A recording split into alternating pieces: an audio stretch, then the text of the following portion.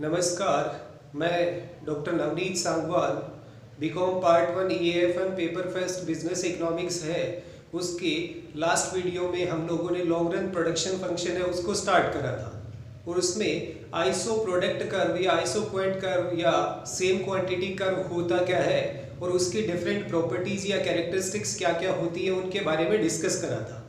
आज उसी में फर्दर कंटिन्यू कर रहा हूँ, जिसमें एक आइसो कोस्ट लाइन आता है, एक MRTS marginal rate of technical substitution आता है और एक प्रोड्यूसर्स इक्विलिब्रियम कैसे डिसाइड होता है, यानी एक उत्पादक है उसके समय का निर्धारण किस प्रकार से किया जाता है। अब आइसो कोस्ट लाइन है, उसके और भी कई नाम होते हैं, जैसे इसे प्राइस लाइन भी बोल दिया जाता है और फैक्टर कोस्ट लाइन भी इसको बोल दिया जाता है। और फॉर्मली आप इसे डिफाइन करना चाहें तो ये आइसो कोस्ट कर्व या आइसो कोस्ट लाइन है। तो iso cost curve represents all the possible combinations of two factors of production which a firm can achieve with a given budget or amount or cost। यानी iso cost line या सम लागत वक्र वो होता है जो एक फर्म के जो विभिन्न उत्पत्ति के साधन लगाए जाते हैं और वो फर्म के बजट जो उसका पहले से गिवन होता है उसके आधार पर लगाए जाते हैं, तो उसके पॉसिबिलिटीज को प्रदर्शित करता है कि इसमें क्या क्या संभावनाएं निकल करके आती है। अगर आप इसे डायग्रामेटिक फॉर्म में देखना चाहें तो सबसे पहले आपको दो फैक्टर ऑफ प्रोडक्शन है वो लेने पड़ेंगे। मान लीजिए एक आपने लेबर लिया है, एक आपने कैपिटल लिया है। अब दोनों की डिफरेंट रेट या कॉस्ट या पर यूनिट कॉस्ट है वो हो सकती है। मान लीजिए लेबर की कॉस्ट है वो ₹5 पर लेबर या इसे पर यूनिट भी माना जा सकता है, और कैपिटल की कॉस्ट मान लीजिए ₹6 पर यूनिट या फिर कैपिटल की एक पर्टिकुलर यूनिट है उसके ₹6 है। ये भी मान लिया जाता है कि एक प्रोड्यूसर है उसका टोटल बजट है वो ₹30 है, यानी उसके पास में ये दो मीन्स ऑफ प्रोडक्शन परचेज करने के लिए या एक्वायर करने के लिए ₹30 का उसका बजट है और दोनों की ये डिफरेंट पर यूनिट प्राइस आपको गिवन है। अब इस बजट के अकॉर्डिंग वो लेबर की मैक्सिमम 6 यूनिट्स हैं वो हायर कर सकता है, इट मींस 6 लेबर को वो एक्वायर कर सकता है। ऐसे ही कैपिटल की वो मैक्सिमम 5 यूनिट्स हैं उनको एक्वायर कर सकता है, रीजन बीइंग 30 डिवाइड बाय 6 करेंगे तो 5 आता है। अब इसी से बजट लाइन है वो बनाई जाती है और बजट लाइन है वो कुछ इस टाइप से इसमें बनेगी।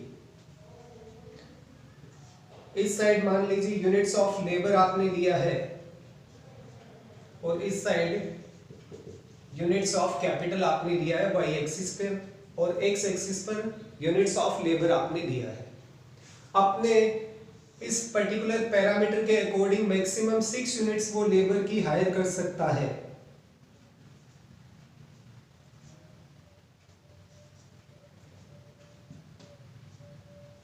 एंड कैपिटल की मैक्सिमम 5 यूनिट्स वो एक्वायर कर सकता है।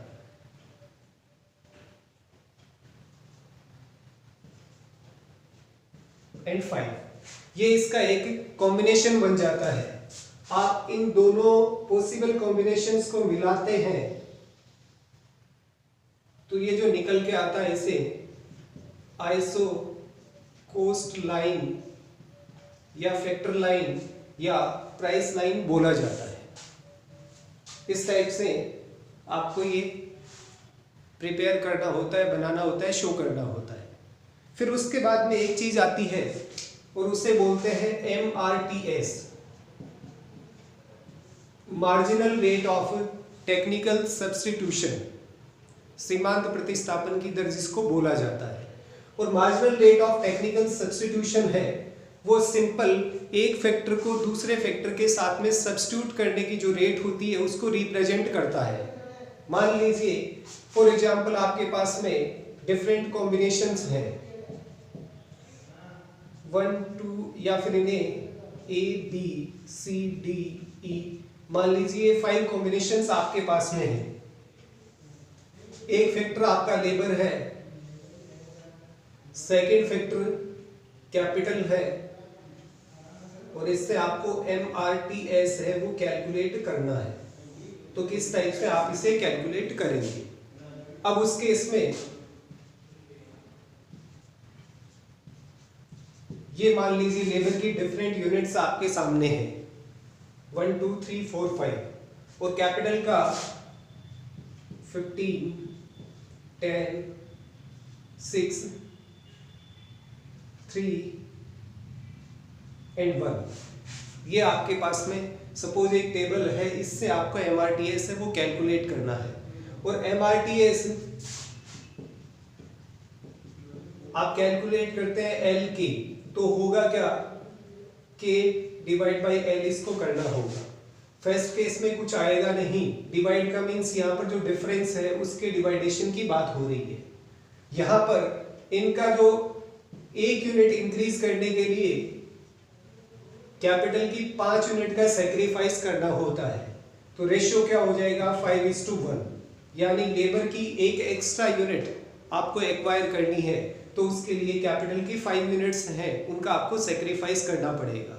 यानी ये रिप्लेसमेंट की रेट को बता रहा है या सब्स्टिट्यूशन की रेट को बताया जा रहा है। फिर आप एक यूनिट और इंक्रीज करना चाहते हैं लेबर की, तो उस केस में इनका डिफरेंस 4 का है, 4 यूनिट्स हैं वो आपको सेक्रीफाइस करनी पड़ेगी कैपिटल की, तो 4:1 ये MRTS कैलकुलेट हो जाएगा। फिर यहाँ पर एक एक्स्ट्रा यूनिट आप लेबर की और एक्वायर करना चाहते हैं तो उस केस में 3 यूनिट्स ऑफ कैपिटल आपको सेक्रीफाइस करना पड़ेगा, तो रेशियो 3:1 का हो जाएगा। फिर आप एक एक्स्ट्रा यूनिट लेबर की और एक्वायर करना चाहते हैं तो उस केस में इनका डिफरेंस यानी 2 यूनिट्स ऑफ कैपिटल का आपको सेक्रीफाइस करना पड़ेगा। और ये MRTS है वो चाहे इंडिफरेंस कर्व की बात करें चाहे आइसो प्रोडक्ट कर्व एनालिसिस की बात करें, ये डिमिनिशिंग फॉर्म में ही होना चाहिए। जैसे यहाँ पर 5 था, फिर 4, फिर 3, फिर 2।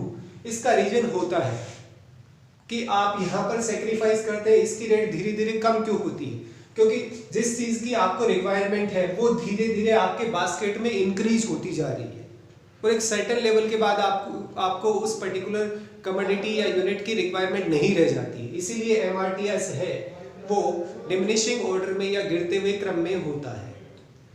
फिर बात करते हैं प्रोड्यूसर्स इक्विलिब्रियम, यानी एक उत्पादक है उसका सम में कैसे निर्धारित किया जाएगा। उसके लिए टोटल 3 कंडीशंस होती है। जैसे आपका इंडिफरेंस कर्व एनालिसिस है उसमें जो 3 कंडीशन होती थी वो एज इट इज यहाँ पर रिपीट होगी। डिफरेंस इतना सा है, वहां पर बजट लाइन होती थी, यहाँ पर इसे आइसो कोस्ट लाइन या कोस्ट लाइन या फैक्टर कोस्ट लाइन बोल दिया जाता है। और दूसरा वहां पर इंडिफरेंस कर्व होता था जो यहाँ पर iso product curve, iso Quint curve या फिर सेम क्वांटिटी कर्व है। मैं रिपीट कर देता हूँ तीनों कंडीशंस को।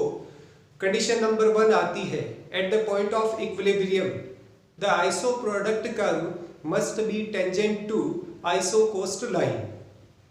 यानी पहली कंडीशन क्या होगी, साम्य बिंदु पर आइसो प्रोडक्ट कर्व है या समोत्पादक वक्र है वो समलागत वक्र को स्पर्श करना चाहिए या समलागत लाइन को स्पर्श करता हुआ होना चाहिए। सेकंड आता है at the point of equilibrium the slope of iso product curve and iso cost line must be the same. यानी साम्य बिंदु पर समोत्पादक वक्र और समलागत रेखा है उन दोनों का ढाल है वो एक समान होना चाहिए।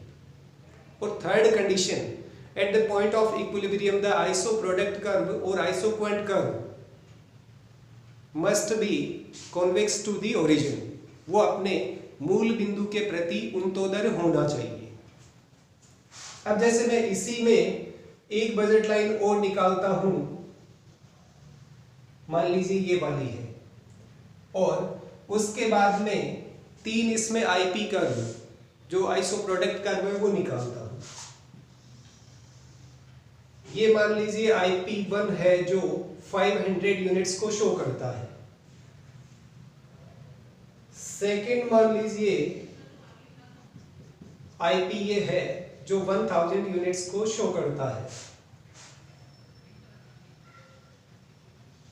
और मान लीजिए ये थर्ड IP है जो 1200 यूनिट्स को शो करता है। 3 आईपी अपने पास में है, 2 आइसो कोस्ट लाइन है। अब पहली कंडीशन तो ये होती है कि इक्विलिब्रियम पॉइंट पर ये दोनों टेंजेंट होने चाहिए, स्पर्श करते हुए होने चाहिए। ऐसी कंडीशन अपने पास 1, 2, 3, 4 और 5 बनती है। आप इसे कोई A, B, C, D और E पॉइंट्स मान लेते हैं।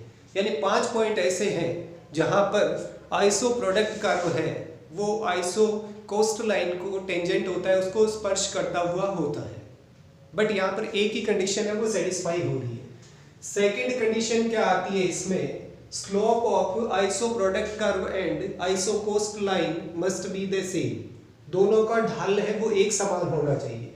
वो इस पॉइंट पर भी नहीं है, यहाँ पर भी कट करता हुआ है, यहाँ पर भी कट करता हुआ है और इस पॉइंट पर भी कट कर रहा है। बट ये पर्टिकुलर पॉइंट E है, यहाँ पर दोनों का स्लोप है वो सेम है, इक्वल है। और जो थर्ड कंडीशन आती है, IP curve convex to the origin होना चाहिए, वो सभी में है। बट तीनों कंडीशन है वो खाली इस पॉइंट पर ही शो हो रही है। इट मींस ये पर्टिकुलर पॉइंट है वो आपके आइसो प्रोडक्ट कर्व को रिप्रेजेंट करता है, जहां पर एक प्रोड्यूसर है वो पर्टिकुलर इक्विलिब्रियम में या साम्य में होता है। तो इसमें 3 चीजें हम लोगों ने डिस्कस करी है। एक, आइसो कोस्ट लाइन होती क्या है, उसको बनाते कैसे हैं।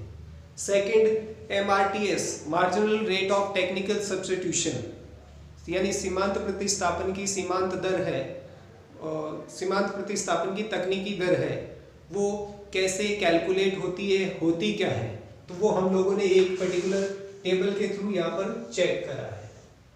फिर थर्ड आता है प्रोड्यूसर्स इक्विलिब्रियम, जिसकी 3 कंडीशन बताई थी। इक्विलिब्रियम पॉइंट पर दोनों टेंजेंट होने चाहिए, iso product curve and iso cost line. Second, दोनों का स्लोप है, ढाल है, वो एक समान होना चाहिए। और थर्ड है वो IP curve convex to the origin होना चाहिए, अपने मूल बिंदु के प्रति उन्नतोदर होना चाहिए। ये 3 कंडीशन जहां पर सेटिस्फाई होती है वहां एक प्रोड्यूसर का इक्विलिब्रियम डिसाइड होता है, जो इस पर्टिकुलर डायग्राम में पॉइंट E पर देखने को मिल रहा है। और इसे लीस्ट कॉस्ट कॉम्बिनेशन भी बोला जाता है। ये चीज देखने लायक होती है। जैसे इसे इकोनॉमिक्स में अगर फॉर्मूले में रखा जाए तो जैसे MPA हो गया, marginal productivity of factor A, इसको डिवाइड करते हैं प्राइस ऑफ फैक्टर A से। वो इक्वल होना चाहिए किसके, marginal productivity of factor B divide by price of factor B। फिर वो इक्वल होना चाहिए marginal productivity of factor C divide by price of factor C। वो भी इक्वल होना चाहिए marginal productivity of factor D divide by price of factor D। हालांकि 4 factor हम लोग ले नहीं रहे हैं, यहाँ पर सिर्फ 2 फैक्टर, एक तो कैपिटल को लिया है, दूसरा लेबर को लिया है। तो आप चाहें तो A एंड B को लेबर एंड कैपिटल से रिप्लेस करा जा सकता है। जैसे यहाँ पर MP of labour divide by price of labour must be equal to MP of capital divide by price of capital. अगर ये दोनों चीज इक्वल है, इट मींस वो लीस्ट कॉस्ट कॉम्बिनेशन या परफेक्टली प्रोड्यूसर्स इक्विलिब्रियम को रिप्रेजेंट करता है। अब इसके बाद में ये तो बात हुई आइसो प्रोडक्ट कर्व वगैरह, आइसो कोस्ट लाइन, फिर प्रोड्यूसर का इक्विलिब्रियम। अब जो रियल में लॉन्ग रन में प्रोडक्शन फंक्शन आता है वो आने वाले वीडियोस में डिस्कस करेंगे। तो आज के इस वीडियो में इतना ही। Thank you. जय हिंद, जय भारत।